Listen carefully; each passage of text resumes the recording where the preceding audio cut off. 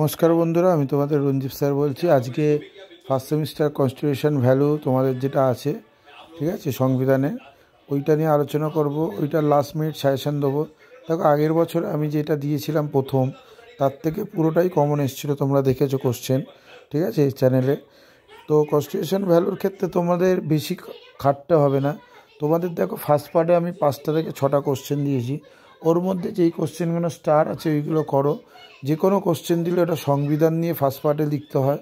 সংবিধানের যে কোনো একটা কোশ্চেন লিখে দিলেই হয়ে যাবে, মৌলিক অধিকারগুলো। আর সেকেন্ড পার্টে মৌলিক কর্তব্য বা অধিকারগুলো শুধু লিখতে হয়, ঠিক আছে। তো তোমরা কোশ্চেনগুলো দেখতেই পাচ্ছ, স্টার মার্কালা কোশ্চেনগুলো। ভারতের ক্ষমতা স্বতন্ত্রীকরণ নীতি আলোচনা করো। আর পুরোটা তোমাদের 25-এ আসবে না, তোমাদের 10+5+ এরম করে আসবে, ঠিক আছে। তো 15+10 25 এরম করে একেবারে ডাইরেক্ট 25 নম্বর আসবে না।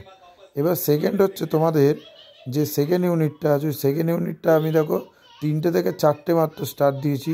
ওটা করলেই তোমরা যে সেকেন্ড ইউনিট থেকে 2টো কোশ্চেন লিখতে দেয়, যে কোনো একটা, সেটা কমন পেয়ে যাবে, দুটোই কমন পেয়ে যাবে, ঠিক আছে। এইগুলো করো।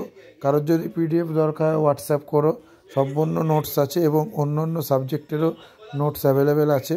100% সাজেশান কমন পাবে এবং এই বিষয়টার সাজেশান কিন্তু ওর আগের বারের